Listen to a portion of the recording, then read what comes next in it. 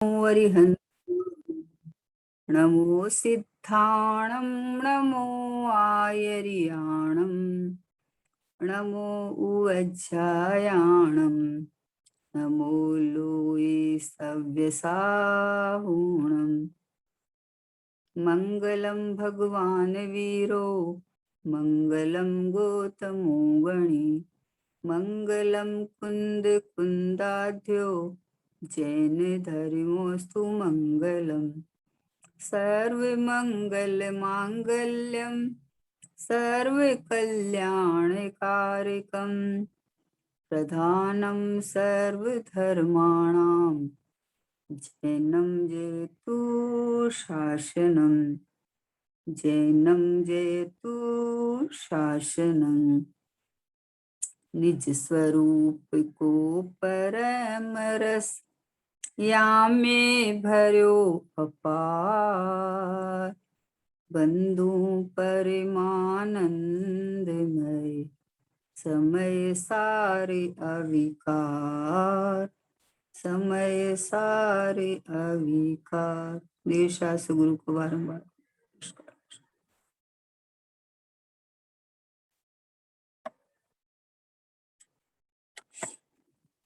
अष्टानी का महापर्व चल रहा है।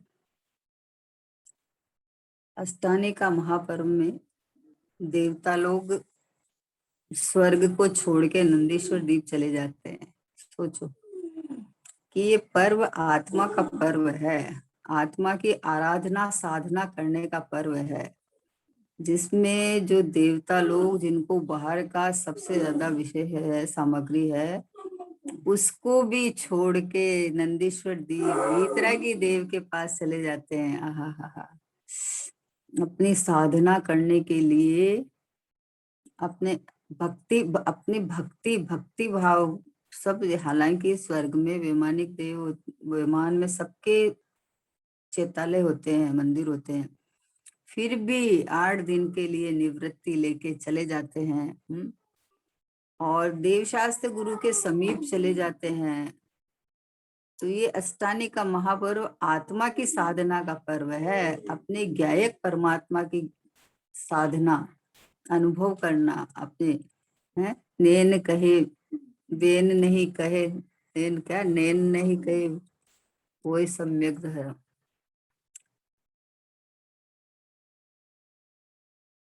बोले कुछ भी नहीं, पर उनके नैनों से, उनकी अंतर्मुख मुद्रा से जीव अपने आत्मानुभूति कर लेता है अंतर्मुख होके। मतलब कैसा अद्भुत है, सोचो।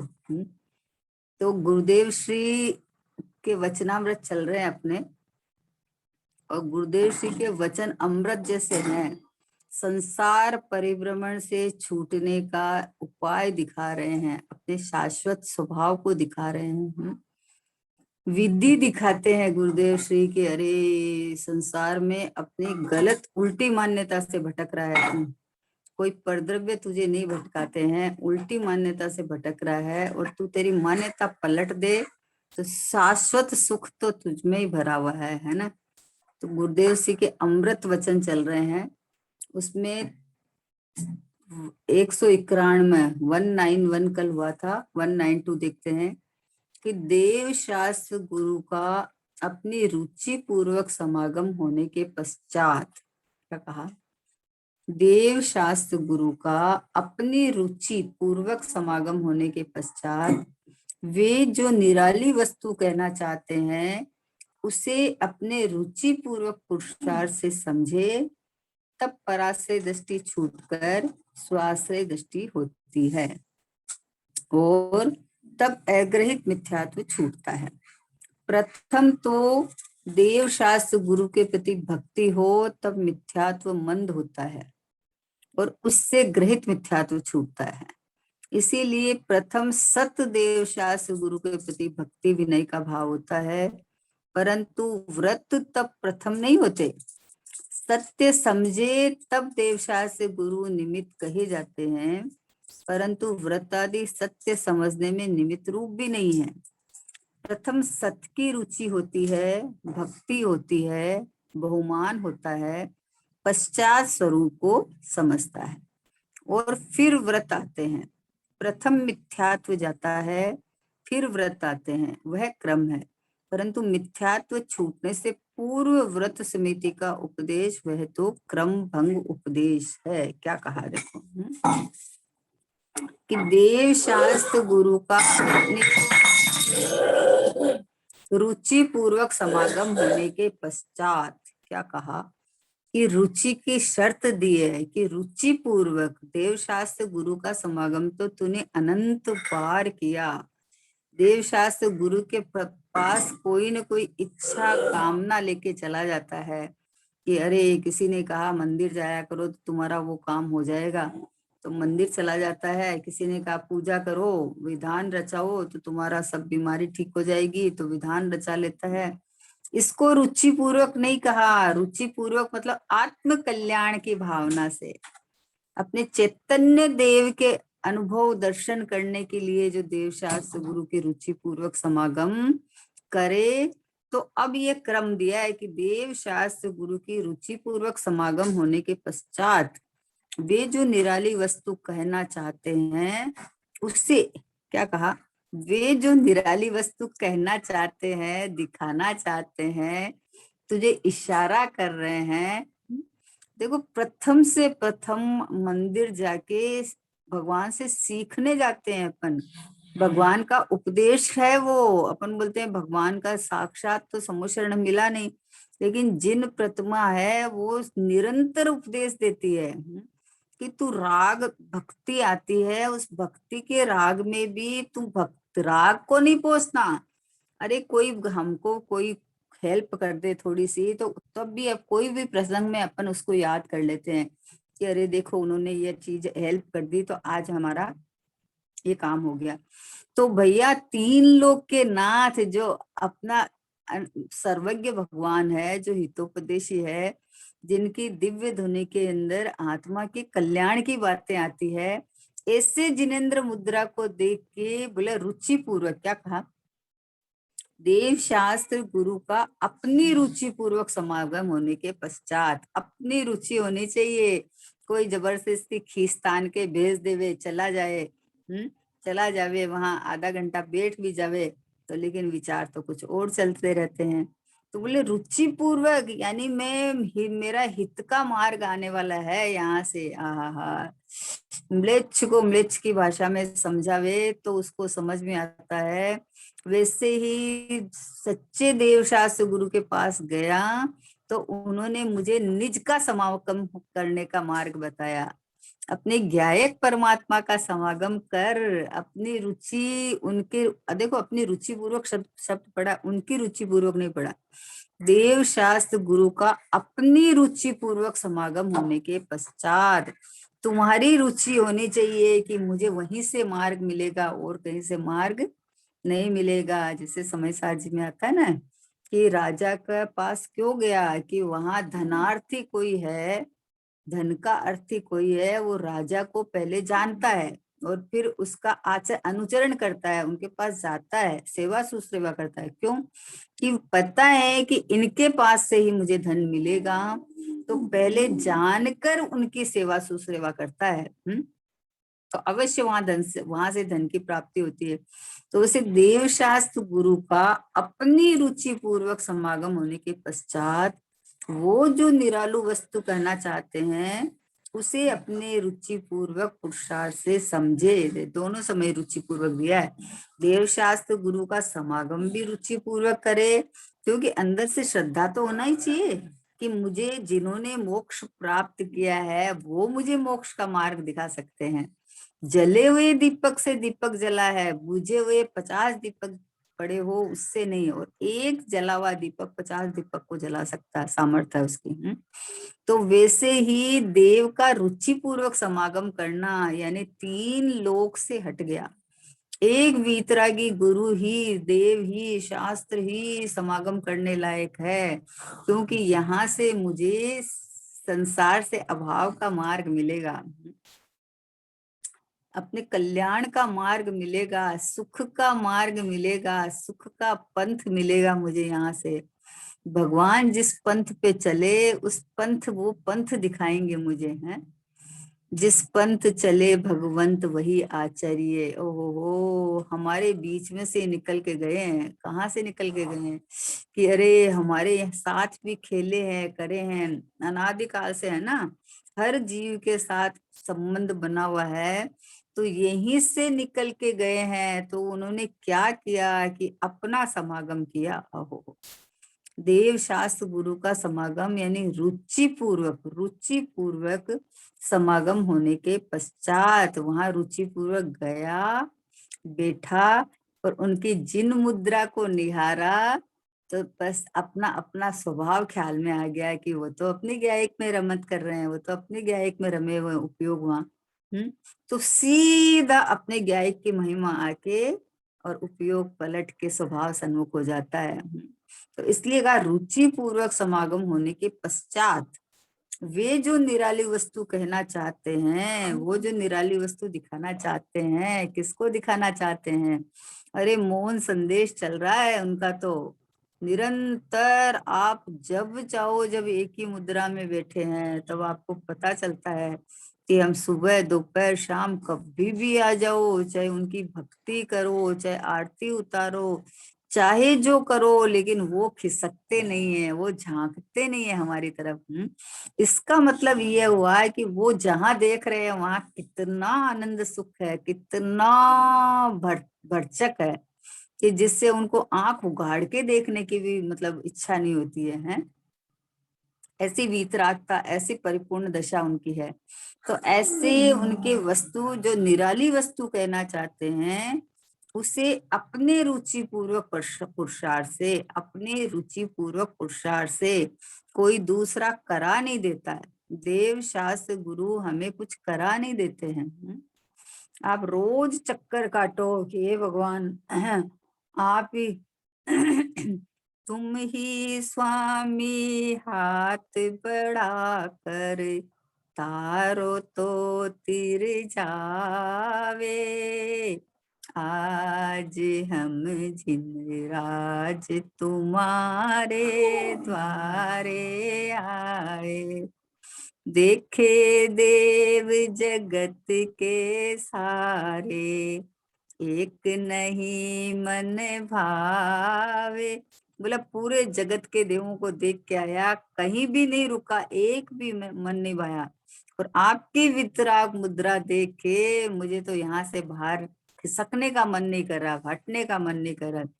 तो आप ही स्वामी हाथ बढ़ाकर, हे प्रभु आप ही तारो तो तिर जाए। इसका मतलब ये नहीं है, इसमें क्या कहा कि देखे देव जगत के सारे, बोले मुझे मेरे मोक्ष मार्ग का निमित्त, मुझे मार्ग बतवाने वाले एक आप ही दिखे हो। और सब मैंने रागी जैसी देव देवता थे, कोई भी नहीं दिखा। इसलिए अब मैंने आपकी शरणा ली है। आप ही मुझे मोक्ष मार्ग दिखा सकते हो, आप ही मुझे सच्चा मार्ग दिखा सकते हो। ऐसे रुचिपूर्वक समागम करता है। रुचिपूर्वक समागम का क्या मतलब है कि तुझे उनके जैसा बनने की भावना हुई है, वो अनंत सुखी है ऐसा श्रद्धान हुआ है। नहीं तो लोग बोलते हैं अरे क्या फायदा, यहाँ तो हम आराम से खा रहे हैं पी रहे हैं, और वहां क्या है, कुछ नहीं है, बैठे रहो उदास से, या फिर सिद्ध शिला में जाके लटक जाओ। अरे ऐसा नहीं है, यहाँ भी तू खा पी नहीं रहा है। अरे पुद्गल का भक्षण कौन करे, उसके सन्मुख होके जो रागादिक भाव भोगता है वो महाक्लेश है, कष्ट है। एक आत्मा से, आत्मा खाता पीता तो है ही नहीं, आत्मा तो जानता देखता है। तो जानता देखना में तू बाहर झांकता है तो अनंत क्लेश होता है, कष्ट होता है। बाहर की वस्तु तेरा इंद्रियों का विषय बनता है, ज्ञान का अतीन्द्रिय का विषय तो है नहीं। तो बाहर की वस्तु को जानने देखने से इच्छा उत्पन्न होती है, इच्छा के अनुसार वस्तु मिलती नहीं है, क्योंकि वस्तु तो उदय के अनुसार मिलती है। तो फिर भावनाएं बनी रहती है, संक्लेश परिणाम होते रहते हैं। इसलिए देव सच्चे देव के पास गया, रुचि पूर्वक समागम करने गया। ये शर्त है, दो जगह रुचि पूर्वक आया है कि रुचि पूर्वक समागम करने गया, कि पता चला कि वो अनंत सुखी है। तो उनका सुख किसके आश्रय से है, तो वहां जाके पता चला कि वो तो अपने क्या एक परमात्मा का, भगवान आत्मा के आश्रय से उनको अनंत सुख प्रकट हुआ है। तो अरे ऐसा तो मैं भी हूँ, ऐसा तो मैं भी हूँ। आहा हा, बाहर बहुत तेज बरसात आ रही है? और हम मंदिर के लिए नीचे उतर गए। नीचे उतर गए तो अभी हमें तो पता नहीं था, बारिश, नीचे जाके देखा तो बारिश आ रही है। तो सामने कोई जा रहा था तो उसके हाथ में छत्ता था। तो अब थोड़ी अपन पामर की तरह खड़े रहेंगे, अरे हमारे पास भी तो है भाई, बारिश से बचने का उपाय ये छतरी है, तो ये छतरी तो हमारे पास भी है। तो हम तुरंत दौड़ के आए और छतरी लेके चले गए और आराम से मंदिर चले गए। तो जो चीज वहां देख के याद आ जाती है कि अरे ये अनंत सुखी है, ये तो सुख, अनंत सुख का साधन तो ये ज्ञायक परमात्मा है, ये भगवान आत्मा है, तो ये तो मैं ही हूँ, ये तो हमारे पास भी है ना ये साधन, तो ये तो मैं स्वयं ही हूँ। तो जैसे छतरी लेने दौड़ के आके आराम से चला गया, वैसे इसकी परिणति उपयोग स्वभाव सन्मुख हो जाता है कि ओहो हो, मेरे पास भी सारा सर्व साधन मेरे पास है। ऐसे नहीं एक दिन इन पामर गया, अरे कौन ऊपर जाएगा, कौन लाएगा, अब हमें कौन ले जाएगा, कौन हमें बचाएगा बरसात से, ऐसी पामरता नहीं आती। हम्म अरे याद आती है कि अरे हमारे पास भी पड़ी है ना। वो जा रहे हैं आराम से और हम यहाँ थोड़ी खड़े रहेंगे, हम भी तो हमारी छतरी लेके जा सकते हैं।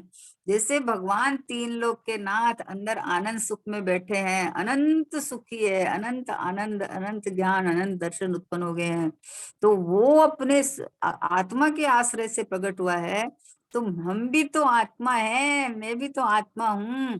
तो ये आश्रय कैसे लिया जाता है, वो पुरुषार्थ क्या होता है, ये सब भगवान की दिव्य ध्वनि में आता है, जिनवाणी में रचना है। ये सब रुचि पूर्वक सीखने जाते हैं, समागम करने जाते हैं उनका। मंदिर जाओगे तो वीतरागी देव के दर्शन करते ही अपना स्वभाव याद आएगा, अंतर्मुखाकार वृत्ति हो जाएगी। और फिर इसको प्राप्त करने की जो विधि है वो जिनवाणी से पता चलती है। तो वहां सत्समागम भी मिलेगा आपको, प्रवचन वगैरह भी मिलता है वहां, तो वो सुन लो। अच्छा, भगवान की महिमा आ जाती है तो भक्ति करने का भी प्रसंग बनता है।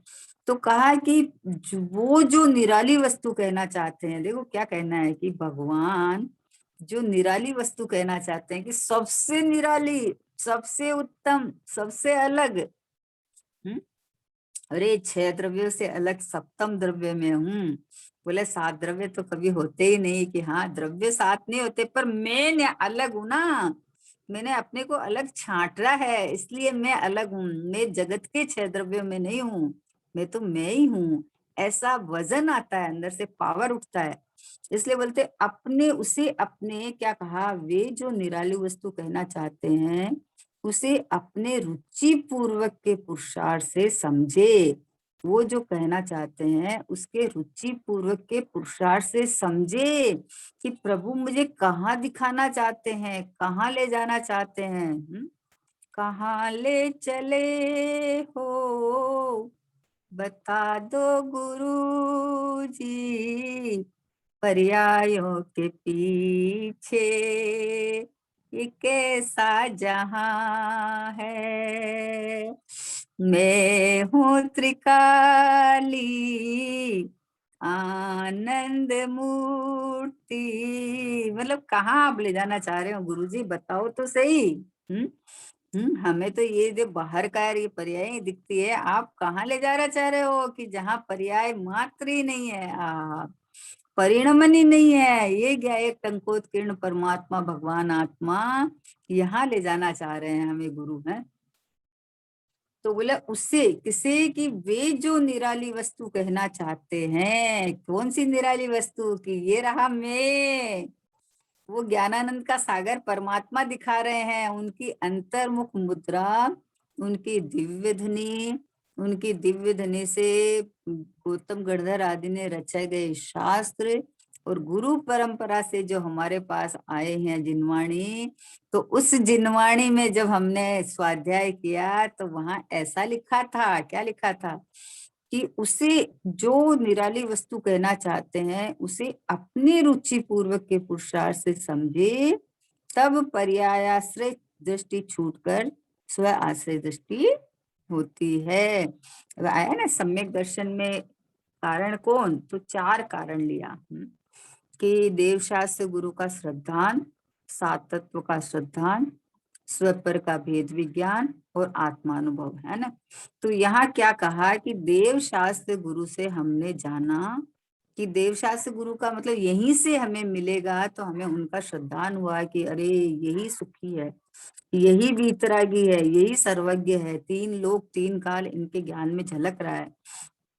तो जब उनका श्रद्धान हुआ तो और कहीं नहीं भटकेगा ये जीव, अन्य कोई देवी देवता के पास नहीं जाएगा। अरे टेलीविजन में इतने अध्यात्म के प्रवचन आते हैं कि लोग देखते हैं कि अरे ये भी तो वो कह रहे हैं, ये भी तो वो कह रहे हैं, कि नहीं भाई नहीं, जो हमारे वितरागी परमात्मा जो बात कह रहे हैं वो बात कहाँ आएगी बताओ, जो सर्वज्ञ के ज्ञान में आए हैं। और उन्होंने पूर्णता प्राप्त करके जो अनुभव किया है वो बात दूसरी जगह कहाँ आएगी। इसलिए देव का श्रद्धान होना बहुत जरूरी है। नहीं तो देखो, और देवी देवता बहुत है, 336 देवी देवता है, तो रोज कोई ना कोई प्रोग्राम चलता रहता है, अरे ये भी दे देंगे, वो भी दे देंगे, ये भी कर देंगे। अरे मुझे वीतरागता चाहिए, वो कौन बताएगा ये बताओ। वीतरागता तो जो वीतरागी देव है, सर्वज्ञ है, हित का उपदेश देने वाले हैं, वीतरागता तो उनके पास से ही दिखेगी ना, दूसरे के पास से कैसे दिख जाएगी।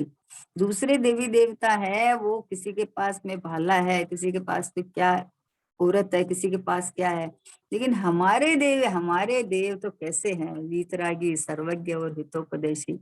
अंतर्मुखाकार मुद्रा जिनकी है, उपशम रस का झरना जिनके झर रहा है, अंदर शांति सुख जिनके बाहर में झलकता है। वीतराग शांत छवि दे रही उपदेश, नाशा की दृष्टि कह रही अपने को जरा देख। वीतराग शांत छवि ये उपदेश दे रही है, तू अपने को देख, मेरे जैसा का जैसा ही तू है, कोई कमी नहीं है भैया तुम में, जैसा मैं हूं वैसा का वैसे में तू है। मैंने अपना आदर किया है, अपना अनुभव करके परमात्मा दशा प्रकट की है, तो तू भी अपना अनुभव कर ले। मतलब ये सीखने के लिए अपन देव के पास आए, रुचि पूर्वक उनका सत्समागम करके, फिर बोले कि उसे अपने रुचि पूर्वक पुरुषार्थ से समझे कि मुझे बस यही चाहिए और कुछ नहीं चाहिए, कुछ नहीं चाहिए, नहीं चाहिए धन दौलत, नहीं चाहिए अच्छा संयोग, नहीं चाहिए गाड़ी घोड़ा, मुझे तो एक शाश्वत सुख चाहिए, निराकुल सुख चाहिए, अनंत सुख, जो आनंद सुख, अतीन्द्रिय सुख आनंद, ज्ञान सुख आनंद है, ये मुझे चाहिए। ऐसी भावना लेके जब देव के पास जाते हैं तो वो तो अनंत सुखी है, इसलिए वो आपको मार्ग दिखाएंगे। कोई दिला नहीं सकता, कोई करवा नहीं सकता, लेकिन मार्ग दिखा सकते हैं। ओहो। इसलिए कहा कि रुचि पूर्वक पुरुषार्थ से समझे, तब पराश्रय दृष्टि छूटकर स्व आश्रय दृष्टि होती है। 3 शर्त लिए। पहले अध्याय देव शास्त्र गुरु का अपनी रुचि पूर्वक समागम करे, उसके बाद में कि रुचि पूर्वक की निराली वस्तु जो ये वस्तु बताना चाहते हैं, जो गुरु देव हमारे ये वस्तु बताना चाह रहे हैं, वो रुचि पूर्वक श्रवण करके और अपना आश्रय करे। पर आश्रय मतलब फिर उनका आश्रय छोड़ दे और अपना आश्रय करे, पर आश्रय छोड़ के स्व आश्रय करे, तो पराश्रय दृष्टि छूटती है और स्वाश्रय दृष्टि होती है। अगर वहीं खड़ा देखते रहे कि हे भगवान आप कितने सुखी हो, हे भगवान आप कितने वीतरागी हो, उनकी तरफ देखते रहे, तो तुझे क्या होगा, तुझे तो इच्छा पे इच्छा उत्पन्न होती जाएगी। वो जो उन्होंने मार्ग दिखाया वहां अपना स्वयं का आश्रय ले लेगा, तो उनका उपकार भाषित होगा। क्या कहा, अगर कोई कहे कि तुम रोज मेरे पास आया कर तो तुझे ये मिलेगा ये मिलेगा, तो हमारे दूसरा कोई काम ही नहीं है, हमें तो जब तक वहां नहीं जाएंगे तब तक मिलेगा नहीं। तो हमारे देव तो क्या करते हैं, निज की निधि निज को दे दी, निज निज निधि निज में बताई, यह अनंत उपकार है। बोले निज की निधि निज में बताई, ये अनंत उपकार है आपका। अगर कोई पराधीन रखे तो कहाँ उपकार है?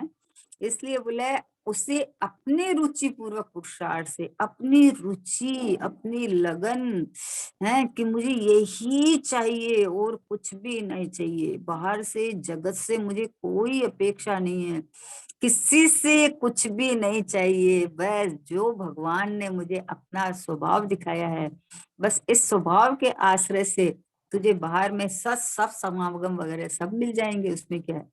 जिसको अपनी रुचि होगी, देवशास्त्र गुरु की रुचि होगी, तो उसको वैसा समागम मिलेगा ही मिलेगा। अगर आपको देखो, आप कहीं मंदिर में स्वाध्याय वगैरह करते हो, कराते हो, तो आपकी रुचि पता चल जाती है कि आपकी यात्रा वगैरह में भी रुचि है, उसमें भी रुचि है, तो आपको यात्रा संग निकलेगा, कुछ निकलेगा तो आपके पास फोन आ जाएगा कि आपको चलोगे क्या है। क्यों आ जाएगा? कि आपकी रुचि दिखाती है कि आप जाने में इंटरेस्टेड रहते हैं, आप जाओगे। तो आपके पास फोन आ जाएगा। तो बाहर का साधन तो हमें जुटाने की जरूरत ही नहीं है। यहाँ तो सच्चे देव को स्वरूप समझ के उनके पास गया, उसका उनका रुचि पूर्वक समागम किया, तो जब उनको देखा तो अंतर्मुख मुद्रा उनकी देख के पर का आश्रय छोड़ के स्वयं का आश्रय किया। फिर उनको उनका आश्रय नहीं करता रहा। उनका आश्रय कब तक? भाई आप कहीं जा रहे हो, तो आप रोड का आश्रय कब तक करोगे, रास्ते का आश्रय, कि जब तक हम मंजिल में नहीं पहुंच गए। मंजिल में पहुंच गए तो रास्ते की रोड का आश्रय थोड़ी, बाद में क्या आश्रय है हमारा, क्या काम है उससे। हम तो पहुंच गए ना अपनी मंजिल। तो देव, सच्चे देव का समागम पुरुषार्थ पूर्वक क्यों किया? कि हमें ये पता चल गया कि यहीं से हमें मोक्ष मार्ग मिलने वाला है, तो वहां गया। फिर वो जो निराली वस्तु दिखाना चाह रहे हैं, वो मेरा परमात्मा दिखाया उन्होंने, भगवान आत्मा दिखाया, ये आनंद कंद रस कंद भगवान दिखाया।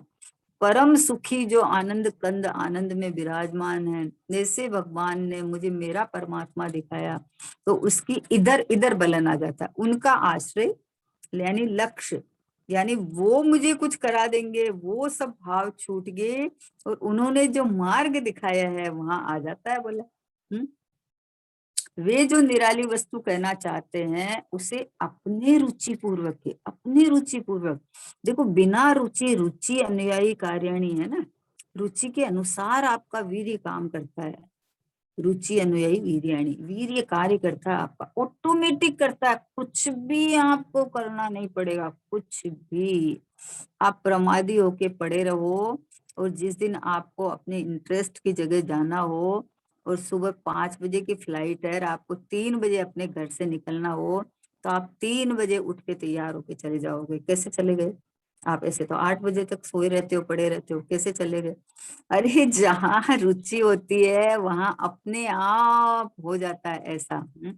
तो जिसको अपने ज्ञायक परमात्मा का निरालापन, अद्भुतपना भासित हुआ, अनंत सुख यहीं से मिलेगा ये पता चला, तो उसको रुचि पूर्वक बलन होता है, इधर इधर लक्ष्य होता है, इधर अपना अपना सब, मतलब सुख सुख सुख यहीं से मिलेगा, ये सब अपना अंदर से श्रद्धान विश्वास हो जाता है। इसलिए बोले उसे अपने रुचि पूर्वक पुरुषार्थ से समझे, तब पराश्रय दृष्टि छूटकर स्वाश्रय दृष्टि होती है, और तब अग्रहित मिथ्यात्व छूटता है। क्या कहा? अग्रहित मिथ्यात्व कब छूटता है? कि देखो अग्रहित मिथ्यात्व देवशास्त्र गुरु के पास समीप जाने से भी नहीं छूटता है। इसलिए क्रम पड़ा है कि वहां रुचि पूर्वक समागम किया, फिर उन्होंने जो निराली वस्तु भगवान आत्मा हमें बताई, तो रुचि पूर्वक पुरुषार्थ के द्वारा अपना समागम किया, आत्मानुभव किया, तो अग्रहित मिथ्यात्व छूट गया। देह जीव को एक गिने बहिरात्म तत्मुदा, शरीर और आत्मा को तो असमान जाति पर्याय है, उसको मैं मानना, वो अग्रहित मिथ्यात्व है। ये अग्रहित मिथ्यात्व कब छूटता है? कि अपने ज्ञायक देव का समागम किया, वहां से जो उनके उपदेश में, जो उनकी अंतर्मुख मुद्रा से हमने अपनी निराली वस्तु सुनी समझी, तो रुचि पूर्वक पुरुषार्थ से अपना आश्रय किया और उनका आश्रय छोड़ा।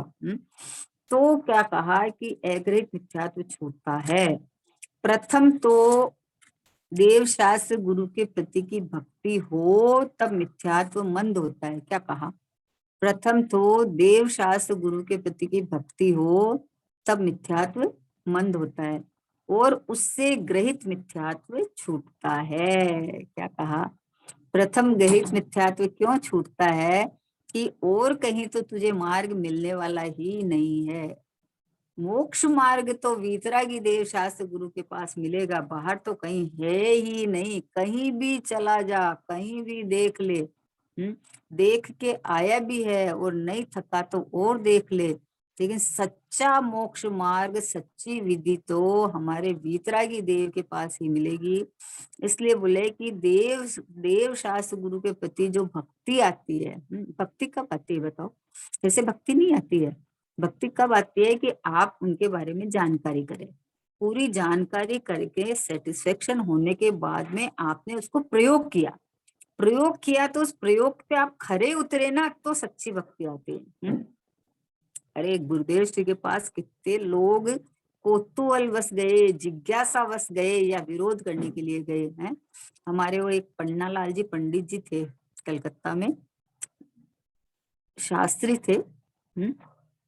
तो जो खनिया दाना है ना, खनिया दाना के अंदर जो अभी पाठशाला वगैरह बनी है ना, वो जमीन उनकी थी। तो वो जमीन उन्होंने पाठशाला के लिए, उसके लिए जिनालय के लिए दे दी। तो वो हमारे साथ स्वाध्याय करते थे कलकत्ता में, हम लोग सब बैठ के साथ स्वाध्याय करते थे। तो उन्होंने बताया कि हम तो कितने 30-40 कितने पंडित गए थे गुरुदेव की परीक्षा करने के लिए कि वो क्या बोलते हैं, ऐसा कोई होता है क्या। तो हम लोग परीक्षा करने के लिए गए थे उनके, इतने सारे पंडित मिलके एक बार एक साथ। लेकिन जब उनका सब चीज हमने देखा, बाहर का भी देखा, उनका आचरण बाहर का भी देखा, उनका जो सारी चीज जो उनका भगवान आत्मा बोलते हैं, तो उनकी भगवान आत्मा कैसे आती है, वो अंदर से कैसी उनकी श्रद्धा चल रही है, बोला ये सब चीज देख के इतने प्रभावित हो गए, इतने प्रभावित हो गए कि वो जो विरोध था ना, लेके गए थे ना, विरोध सब निकल गया। तो श्रद्धा, गुरुदेव के प्रति श्रद्धा कैसी हुई? आप तो विरोध लेके ले गए थे। ये तो शुभ भाव में धर्म नहीं बताते हैं, शुभ भाव बंद का कारण है। लेकिन जब वहां जाके उनका प्रवचन सुना, उनका जो मुद्रा देखी, उनका जो आचरण देखा है, तब पता चला कि ओहो हो, ये तो कोई महापुरुष है, ये तो कोई हमारे कल्याण की विधि बताने वाले हैं। ये जब पता चला तो बोले हम उनके होके आ गए। कहने का क्या मतलब है, आप तो विरोध करने गए थे ना। तो बोले देवशास्त्र गुरु की भक्ति कब आती है कि जब उनके प्रति श्रद्धान हो आपका, जब आपने निर्णय कर लिया हो कि मुझे आया ना पहले कि उनका समागम करो रुचिपूर्वक, रुचिपूर्वक उनका समागम किया, तो वो श्रद्धा बैठती है कि अरे ये मार्ग यहीं से मिलेगा, कहीं से और से नहीं मिलेगा। सब लोग बोलते हैं, हम लोग भी जब इस मार्ग में आए तब हमें भी वहां कलकत्ता में पकड़ पकड़ के लोग कहते थे, बोला आपने कौन सा मार्ग पकड़ लिया, नरक निगोद का मार्ग पकड़ लिया आपने, कौन सा पंथ पकड़ लिया आपने। तो ओहो हो, शांत भावे ऐसा भाव आते थे कि भाई अंदर से ज्ञान से निर्णय आया है, किसी के कहने कहाने से निर्णय नहीं आया है, मान्यता नहीं बदलती है, ज्ञान पूर्वक श्रद्धान होता है, निर्णय आता है। तो इसलिए बोला देव गुरु के प्रति भक्ति हो तब मिथ्यात्व मंद होता है ना, और उससे ग्रहित मिथ्यात्व छूटता है। पहले ग्रहित मिथ्यात्व छूटता है। हर कहीं आप भटक रहे हो और बोलते हो हमें सच्चे देव का श्रद्धान है, ऐसे थोड़ी होता है सच्चे देव का श्रद्धान। कोई कोई स्त्री है, उसकी शादी होके पति के घर चली गई है, और वो शादी तो होके तो चली गई, अब वो कभी किसी के घर जाती है, कभी किसी के घर जाती है। तो कि शादी होके उसको पति मिल गया, अरे पति मिल गया मतलब एक का आश्रय, एक ही का आश्रय, वो अनेक जगह नहीं जाना है उसको। उसको अपना घर मिल गया, उसको अपना तारणहार मिल गया, मतलब पूरा आयु पर्यंत का उसका जो पालनहार मिल गया, सब कुछ उसको मिल गया। तो कई अन्य पुरुषों के पास या अन्य घरों में क्यों भटकेगी? वैसे ही जिसको ग्रहित मिथ्यात्व कैसे छूटता है कि अरे जिसको सच्चे देव का रुचि पूर्वक समागम किया और वहां जाके जब उनकी वाणी सुनी, और वाणी में यह आया कि भाई कल्याण का मार्ग तो एक अपना शुद्धात्मा है, एक अपना भगवान आत्मा है, तो श्रद्धा बैठ गई उनके पर। उनके ऊपर श्रद्धा बैठ गई, तब पता चला कि अरे ये जो बाकी जो देवी देवता है वो पूजनीय नहीं है। आहा, वो तो हमारे जैसे गति के देव है, वो भी रागी देसी है ना। तो उनको हम कैसे पूजा करेंगे, कैसे वंदना करेंगे? तो ये ग्रहित मिथ्यात्व छूट जाता है। एक जानिए मानिए रम रहिए हो। अब इसका पुरुषार्थ चालू होता है एक आत्मा की तरफ। जब और कोई देवी देवता के पास गए तो ये कर लो, ये नारियल चढ़ा लो, ये यहाँ ये कर लो, वहां कर लो, अरे दुनिया भर के आप देखो आडंबर। कहीं जाते हैं तो बोलते हैं कि भगवान के पीछे, लोग भगवान के पीछे के साइड होता है ना, वहां उल्टा सथिया करके आ जाते हैं। बोले इससे जाने से मतलब तुम्हारे पुत्र हो जाएगा, ये हो जाएगा, वो हो जाएगा। हम्म। अरे क्या क्या मान्यताएं बड़ी है, वीतरागी देव के पास जाके भी उल्टी मान्यताएं और मिथ्यात्व पोस पोस के आ जाते हैं। तो ये वीतरागी देव के पास रुचि पूर्वक समागम किया तो उन्होंने जो अपना निराला वस्तु का स्वरूप बताया, ये निराला वस्तु का स्वरूप बताया, तो उनके प्रति जो जो श्रद्धा बनती है, उनके प्रति की भक्ति आती है, उनके प्रति का जो अहोभाव आता है, उसे ग्रहित मिथ्यात्व छूट जाता है।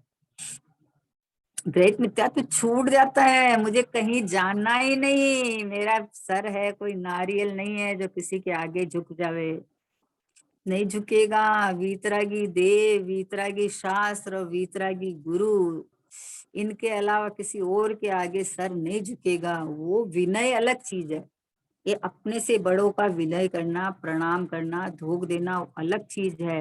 लेकिन अपने कल्याण के हेतु कि मुझे कल्याण का मार्ग तो सच्चे देव शास्त्र गुरु के पास से ही मिलेगा, कहीं और से नहीं मिलेगा, इसलिए सत्य शास्त्र पढ़ना। अब यहाँ समझना कि सत्य शास्त्र किसको कहते हैं?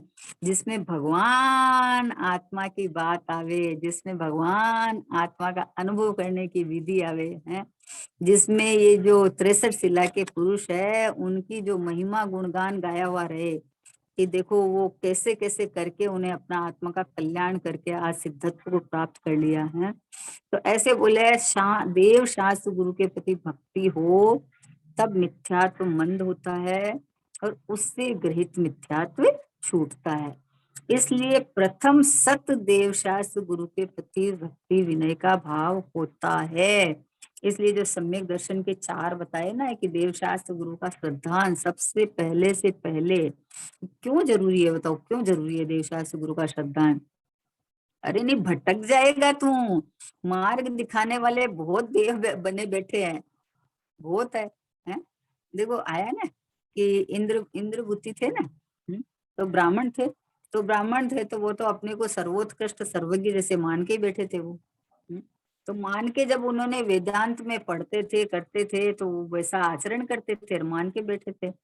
अब उन्होंने जब इंद्र आके उनसे प्रश्न पूछा और जब वो निकले भगवान का समूह शरण और मानस स्तंभ देखा तो उनका मान गल गया एकदम। तो उन्होंने अब सोचो कि उन्हें जो अपने को सर्वज्ञ मानते थे उनको सर्वज्ञ भगवान की जो भक्ति आई है, उनको जो महिमा आई है, उनको ये रे रे ऐसे होते हैं सर्वज्ञ। तो उनका ये जो मान है ना वो सब गल गया। ये ग्रहित मिथ्यात्व भाग गया, टुकड़े टुकड़े हो गए और अंदर प्रवेश करते ही ओहो अग्रहित मिथ्यात्व चला गया, आत्मानुभूति हो गई। और अंदर में जाके वस्त्र उतारते ही देखो 3 कसाय चौकड़ी का अभाव पूर्वक निर्ग्रंथ अवस्था है, गणधर गणधर का पद और भगवान के उनके निमित्त से भगवान के दिव्य अग्नि का खिरना।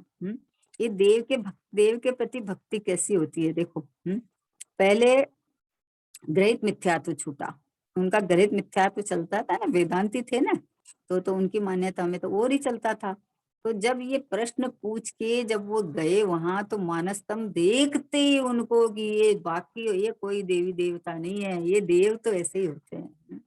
उनका ग्रहित मिथ्यात्व छूट गया और जैसे ही अंदर उनकी अंतर्मुख मुद्रा देखी तो अंदर में ओहो हो अपना भाव भाषण होने लगा अंदर में। और अंदर जाते ही उनको देखो आत्मानुभव और 3 चौकड़ी वस्त्र उतारते ही 3 चौकड़ी कसाय का अभाव। सोचो यहाँ जो क्या कहना है कि ये सब एक आत्मा के आश्रय से होने वाली व्यवस्था है। ये पता कहाँ चला हमको? कि ये पता सच्चे देव के पास जाके पता चला कि वो अनंत सुखी है, तो उन्होंने मात्र अपनी आत्मा का आश्रय ले रखा है। तो ये सुख का मार्ग तो अंदर है भाई। तो ये पता चला अंदर में। इसलिए बोले कि इसलिए प्रथम सत्य देव शास्त्र गुरु के प्रति भक्ति विनय का भाव होता है, परंतु व्रत तब प्रथम नहीं होते। ये कहना है कि तुम मान रखा है पहले। देखो इसमें क्या है कि कहीं ये आता है कि पहले और कुछ नहीं तो व्रत नियम तो ले, कम से कम शुभ भाव तो आए। तो वो तो क्या है कि आपको ये अभ्यास बना रहे, देह के प्रति की जो आसक्ति पड़ी रहती है सारे दिन खाने पीने का, पाप का। इसलिए ये बात आते हैं। लेकिन इन व्रत तप से तू अपने को महान मान लेता है, मोक्ष मार्गी मान लेता है। बोला ऐसा नहीं है, ऐसा नहीं है। कोई एक आत्मा का अनुभव हुआ नहीं और बाहर से तूने मुनिव्रत धारण कर लिया और पंच महाव्रत और 28 मूल गुण पालने लगा। तो व्रत तो आ गए हमारे, तो हम तो मुनि हो गए। कि बोले ऐसे नहीं हुआ जाता है भाई। मुनि अवस्था तो 3 कसाय चौकड़ी के अभाव पूर्वक स्वसंवेदन, प्रचुर स्वसंवेदन, आत्मा के आनंद में झूलती हुई अवस्था, वो मुनि अवस्था है। तो वो मुनि अवस्था तुम इनसे कैसे ले आएगा, व्रत तब से कैसे ले आएगा बताओ। जो आत्मा के आश्रय से जो वीतराग, 3 कसाय चौकड़ी के अभाव पूर्वक जो वीतरागता आई है, वो वस्त्र उतारने से वीतरागता कैसे आ जाएगी। इसलिए ये बात आई है कि देवशास्त्र गुरु के प्रति भक्ति विनय का भाव होता है, परंतु व्रत तब प्रथम नहीं होते। सत्य समझे तब देवशास्त्र गुरु के निमित्त कहे जाते हैं।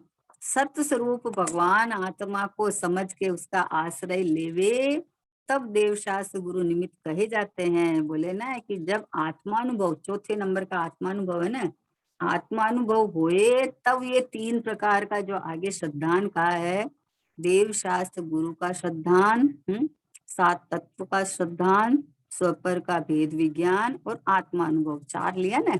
तो सबसे प्रथम देवशास्त्र गुरु का श्रद्धान क्यों लिया कि वहां से ही 7 तत्व जानने को लिए मिलते हैं। नहीं तो हम तो क्या करेंगे, आश्रव को ही धर्म मान के बैठे हैं। तो सत्य बात वहीं से हमें मिलती है। तो उनका श्रद्धान तो पहले प्रथम से प्रथम ये बात वीतरागी देव के पास ही मिलेगी, तो होना चाहिए है। तो उनसे सुन के 7 तत्व के बारे में सुना, तो जीव तत्व में हूं ऐसा उसको चांस मिला है। तो अब स्व पर 7 तत्व को जानने के बाद स्व कौन और पर कौन, कि ये एक ज्ञायक भाव है सो में, और इसके अलावा जो है सो पर, चाहे संवर निजरा मोक्ष भी हो, पर एक देश उपादेय और सर्वदेश ये बात पर्याय की है। लेकिन जानना क्या कि उपादेय भूत ये भगवान आत्मा ये सर्वस्व में हूं ऐसा जाना। तो ये स्व और बाकी पर, स्व पर का भेद विज्ञान यहाँ तक आया। तो अब स्व में स्वपना और पर में परपना अनुभव पूर्वक हो गया। स्व संवेदन पूर्वक आत्मा की अनुभूति पूर्वक ये ज्ञायक परमात्मा में अहम पना हो गया। और उसके अलावा जितने पर्याय भाव है, ये पर्याय भाव मुझ ज्ञायक में नहीं है। मेरे में संवर निद्रा मोक्ष नहीं है, मुझे मोक्ष नहीं होना, मैं तो मुक्त स्वरूप हूँ। ये जाना, ये अनुभव करने से पता चलता है। आत्मानुभूति करे तब पता चलता है कि ओहो हो, ये देवों का देव, ये तो मैं ही हूँ ज्ञाय परमात्मा, ये प्रभु भगवान निराला आनंद कंद रस कंद, जहाँ एक बार दृष्टि पड़े तो ऐसा अनंत काल से जो संसार चल रहा है उसका छुटकारा, अनंतानुबंधी कषाय का निपटारा हो जाता है एक बार में, है ना। संसार से छुटकारा और अनंतानुबंधी कषाय का निपटारा हो जाता है उसी समय में। तो ये ऐसा ऐसा मार्ग किसने दिखाया कि अरे देव शास्त्र गुरु के अलावा कौन दिखा सकता है। बाकी तो सब संसार में भटकाते हैं। इन लोगों को तो चलता है कि कोई जा रहा था वैकुंठ में जा रहा था, तो बोले तुम जा रहा है तो चलो हमारी भी उसकी पूंछ पकड़ लेते हैं, सब लटक जाते हैं। भैया वो तो लटकेगा ही, सबको और पटकेगा है। तो ऐसा नहीं है, जैन शासन ऐसा नहीं है। जैन शासन में गुरु के पास आते हैं तो गुरु अपने ज्ञायक गुरु दिखाते हैं, स्वाधीनता दिखाते हैं, हमारा भगवान आत्मा हमें दिखाते हैं। परतंत्रता मिटाते हैं, बाहर में झांकना बोले बाहर मत झांक, अंदर में देख, तू पूरा परमात्मा, पूरा शुद्धात्मा, आनंद कंद, रस कंद, भगवान आत्मा, ये मैं हूँ, ये प्रभु मैं हूँ, ये भगवान बना बनाया मैं हूँ। ऐसा भगवान की मुद्रा देखते ही अंतर्मुख आ जाता है कि ओहो हो, ऐसा ही प्रभु में भी हूँ, यह प्रतिबिंब सुमेरा है, भली भांति मैंने पहचाना, ऐसा रूप सुमेरा है। भगवान के पास जाके और भगवान ने ऐसा वस्तु स्वरूप मेरा दिखाया, तो अंतर्मुख होके अनुभव कर ले। तो ये जो सात तत्व का श्रद्धान, देव शास्त्र गुरु की श्रद्धा है ना, उस ऊपर का भेद विज्ञान, आत्मानुभूति हुई, तब ये तीनों सार्थक हुए। इसी तरह से कहा, क्रम पटता है कि पहले तुम रुचि पूर्वक देवशास्त्र गुरु का समागम करना, फिर उन्होंने जो निराला तत्व बताया है, वो निराला तत्व रुचि पूर्वक पुरुषार्थ से पराश्रय की दृष्टि छोड़ के स्वाश्रय करना। उससे तेरा अग्रहित मिथ्यात्व छूट जाएगा। फिर कहा कि प्रथम देवशास्त्र गुरु के श्रद्धान कैसे करें, क्यों करें, कि उससे तुम्हारा ग्रहित मिथ्यात्व छूटता है। जो ग्रहित मिथ्यात्व है ना, कोई भी, चलो हमारे लिए तो सब देव समान है, उससे क्या, लोग बोलते हैं हमसे तो अच्छा है। हमसे तो अच्छा कैसे हो गए भाई, हमसे अच्छा कैसे हो गए? स्वभाव से देखो तो सर्वोत्कृष्ट मैं हूँ, और पर्याय से देखो तो सर्वोत्कृष्ट अनंत सिद्ध भगवान हमारे निर्ग्रंथ गुरु है। पर्याय से देखो तो वो है। तो फिर वो अन्य अन्य जो देवी देवता है, वो हमसे अच्छे कैसे हो गए भाई? उनकी तरफ जाएगा तो तू संसार में भटकेगा, तो तेरा मार्ग बंद हो जाएगा प्रभु। है, इतना बढ़िया जैन कुल मिला है, सत्समागम मिला है, अगर ये ऐसा नहीं समझेगा तो तू कितना, कितनी जात है बताओ, कितना है, कहाँ जाके गिरेगा पड़ेगा, खबर नहीं पड़ेगी। इसलिए सच्चे देव शास्त्र गुरु के प्रति की भक्ति हो, तब मिथ्यात्व मंद होता है और उससे ग्रहित मिथ्यात्व छूटता है। इसलिए प्रथम सत देव शास्त्र गुरु के प्रति भक्ति विनय का भाव होता है। परंतु व्रत तब प्रथम नहीं होते, सत्य समझे तब देवशास्त्र गुरु निमित्त कहे जाते हैं, परंतु व्रतादि सत्य समझने में निमित्त रूप नहीं होते, मतलब उससे सत्य समझ में नहीं आएगा।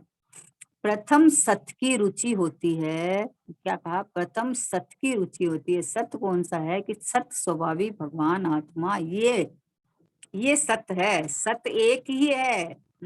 सत्यम शिवम सुंदरम, सत्य शिव और सुंदर, ये एक भगवान आत्मा मैं हूँ। समझ लेना, भगवान आत्मा के गुणगान करने से नहीं, अरे आत्मा ऐसा है, आत्मा शुद्ध है, आत्मा परिपूर्ण है, आत्मा अखंड है, आत्मा ऐसा है, आत्मा ऐसा है, कि किस आत्मा की बात कर रहा है तुम? अरे मैं हूँ ऐसा। तो जो पामरता मिट जाती है कि मैं रागी हूँ, मैं देशी हूँ, मैं मोही हूँ, मैं संसार वाला हूँ, ये सब मिट जाती है, क्योंकि मैं तो ये ज्ञाई परमात्मा हूँ, ये तो त्रिकाल शुद्ध परम पारणामिक भाव, आनंद कंद, रस कंद, आ हा हा, आनंद से भरा हुआ परमात्मा, शुद्धता की खान, ओहो। ऐसा मैं हूं। तो बोले प्रथम सत्य की रुचि होती है, भक्ति होती है, बहुमान होता है, पश्चात स्वरूप को समझता है, और फिर व्रत आते हैं, फिर स्वभाव में इतनी लीनता होने लगती है, इतना मन लगने लगता है कि बाहर में कहीं भी रुचता ही नहीं है, ठहरता ही नहीं है बाहर में।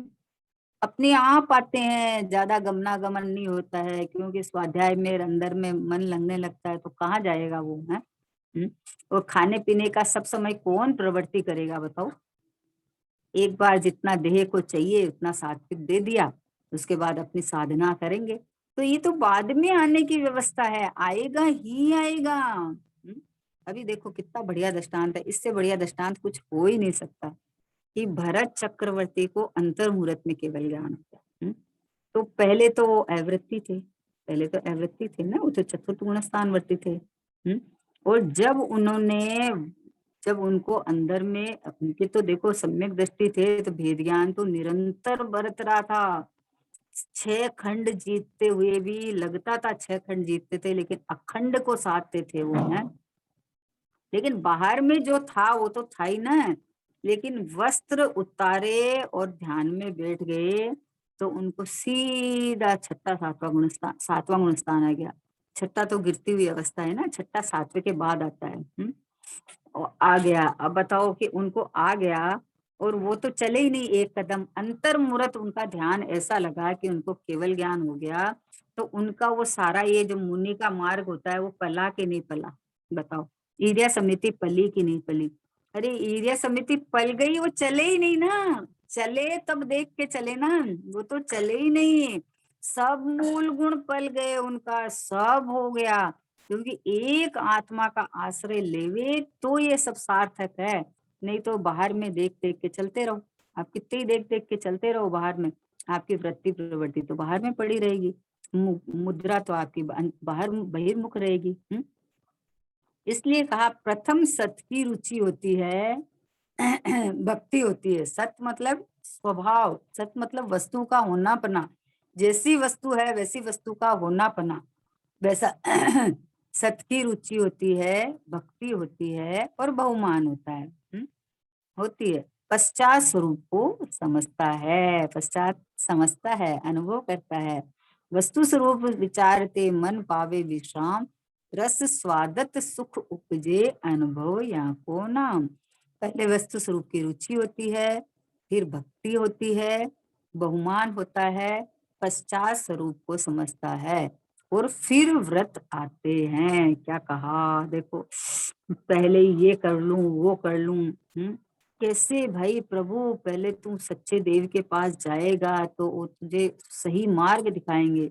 सही मार्ग समझ में आके उस मार्ग में जब गमन करना शुरू करेगा तो मार्ग में जो आएगा वो आते हैं ये बीच में। ये व्रत तप है, जो व्रत तप भी देह आश्रित क्रिया नहीं, जो कषाय के अभाव पूर्वक जो वीतराग दशा में तुझे संयम के जो परिणाम चल रहे हैं ना, वो व्रत है। बाहर का ये पुद्गल को छोड़ दिया, इसको छोड़ दिया, इसका त्याग कर दिया, वो नहीं व्रत है।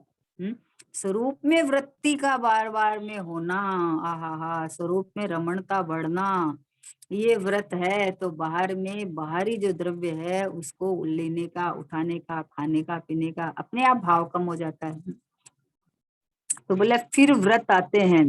प्रथम मिथ्यात्व जाता है, प्रथम से प्रथम क्या होता है? आहा हा हा, देह आश्रित कर क्रिया आपको, मानत शिव मग चारी रे, आपा नहीं जाना तूने, कैसा ज्ञान धारी रे।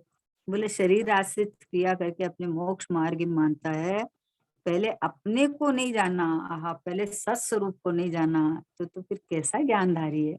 कौन सा ज्ञान? जिसका सम्यक ज्ञान नहीं है, आत्म ज्ञान नहीं है, आत्मा की अनुभूति नहीं है, उसके कल आया था ना कि ज्ञानी के सारे भाव ज्ञान में ही है, अज्ञानी के सभी भाव अज्ञान में ही है? तो जिसको सत्य स्वरूप की जिसको रुचि भक्ति होती है, बहुमान होता है और स्वरूप का जो आश्रय लेता है, तो सबसे पहले इसके मिथ्यात्व जाता है, विपरीत मान्यता जाती है सबसे पहले। फिर व्रत आते हैं, ये क्रम है। परंतु मिथ्यात्व छूटने से पूर्व व्रत समिति का उपदेश वह तो क्रम भंग का उपदेश है। पहले आप एक सीढ़ी पे चले नहीं और बोले हम तो सब सीढ़ियां पार करके छलांग लगा देंगे, कि कैसे लगाएगा भाई? क्रम तो है, क्रम है। क्रम का मतलब क्या है कि प्रथम जिसके आश्रय से तुझे मुक्ति होनी है वो मुक्त स्वरूप भगवान आत्मा मैं हूँ, सबसे पहले ये तो स्वीकार होए। वस्तु के स्वीकार बिना आगे कदम कैसे बढ़ाओगे आप, ये बताओ? होगा ही नहीं। अपन मानते हैं, करते हैं, जिनवाणी पढ़ के और अनुचरण करने लगते हैं, पर जिनवाणी में क्रम दिया हुआ भाई कि तू प्रथम से प्रथम जान तो सही मैं कौन हूँ, आया कहाँ से और मेरा रूप क्या, संबंध दुखमय कौन है, स्वीकृत करूं परिहार क्या।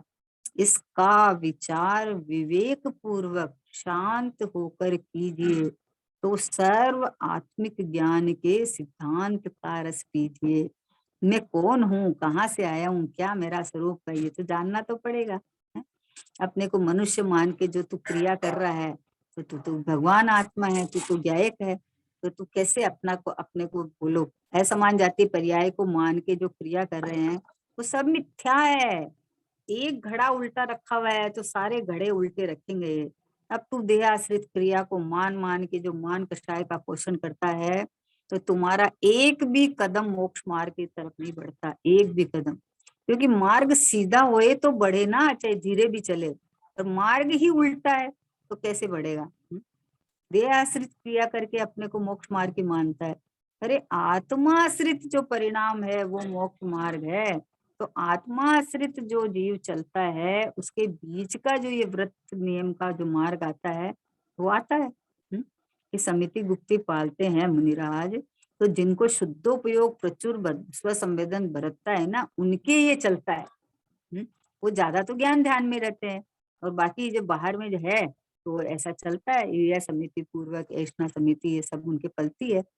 लेकिन मान्यता क्या है, मार्ग कहाँ से शुरू होता है, यहाँ से पहले आप ये लेके बैठ जाओ और आपको आत्मानुभव नहीं है, तो आपको अंदर तो ये बैठ गया कि मैं मुनि हो गया, लेकिन अंदर में आत्मानुभव पूर्वक आपका जो आनंद सुख और वीतराग भाव होना चाहिए वो आपका हुआ नहीं है। तो वापस कहाँ फंस जाएगा जीव, क्रिया में फंस जाता है। इतनी क्रियाएं, इतने सारे आडंबर चलते रहते हैं, ये करा लो, इसके बाद ये हो जाएगा, वो हो जाएगा। भैया एक कार्य करने लायक है, एक जानिए मानिए रम रहिए इकठोर, समल विमल न विचारिए यही सिद्धि नहीं हो। एक को जानो, एक को मानो, एक में रम जाओ। अब जो यहाँ नहीं पूरा रम पाते तो बीच में जो शुभ भाव आते हैं वो ज्ञानी के साथ पाए जाने वाले परिणाम है।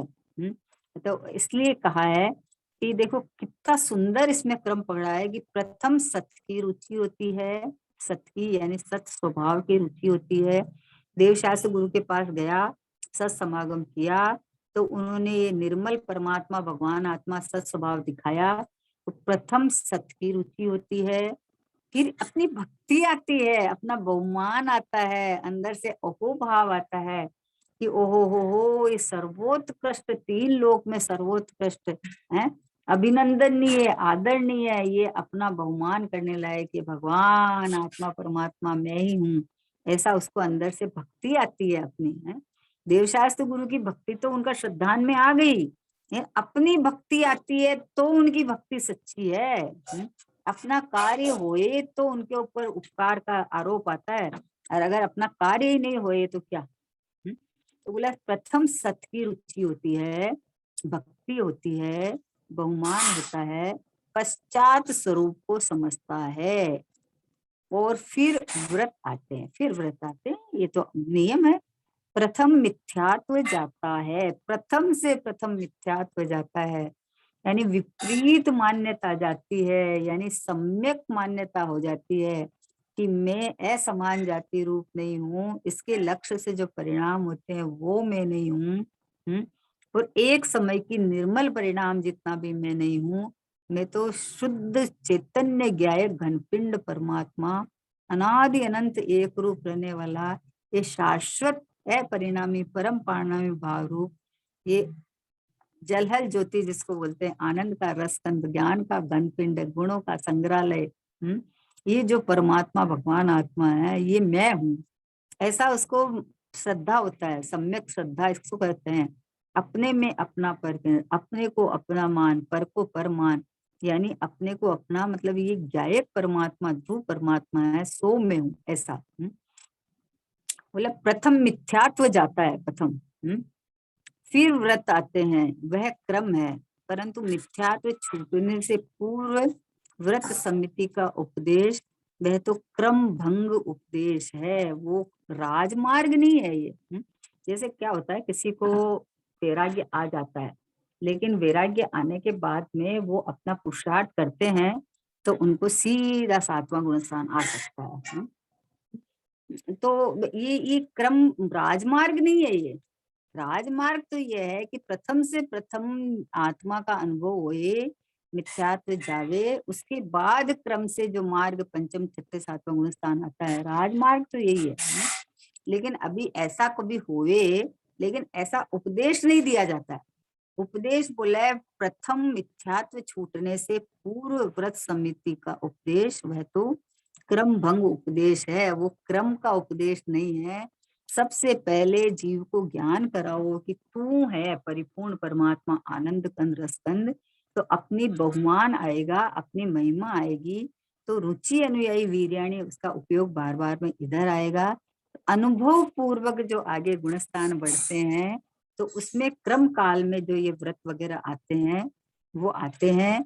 लेकिन व्रत का मतलब है जो चौथे गुणस्थान में वृत्ति थोड़ी टिकती है, फिर पंचम में अधिक, और फिर छठे गुणस्थान, छठे सातवें गुणस्थान में क्षण क्षण में, और फिर एक समय ऐसा आता है कि परिपूर्ण उपयोग लीन होके बाहर आता ही नहीं है।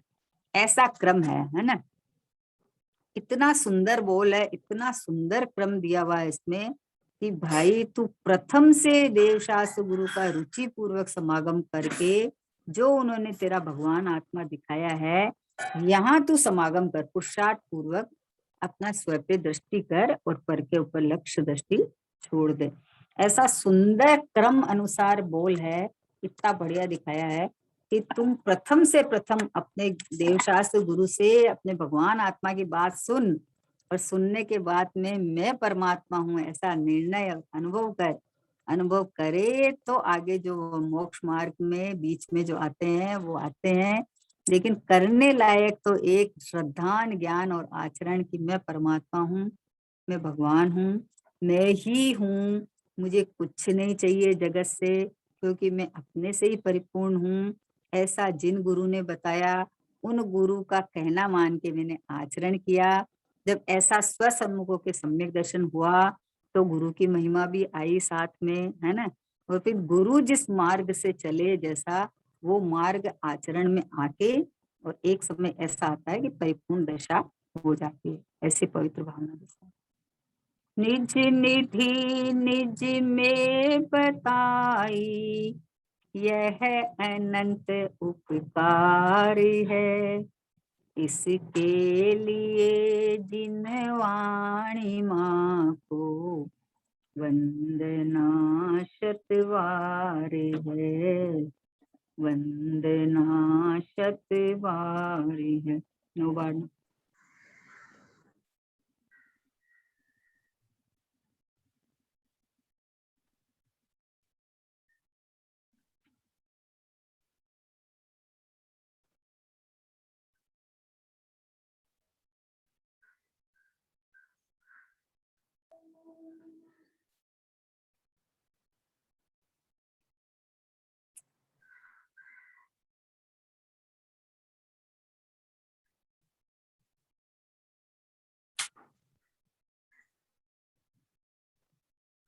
बोलो द्वारशांग जिनवाणी माता की जय हो।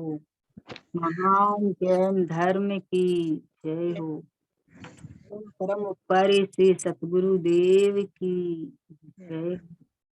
निज कारण परमात्मा ध्रुव आत्म द्रव्य की जय हो, जय हो।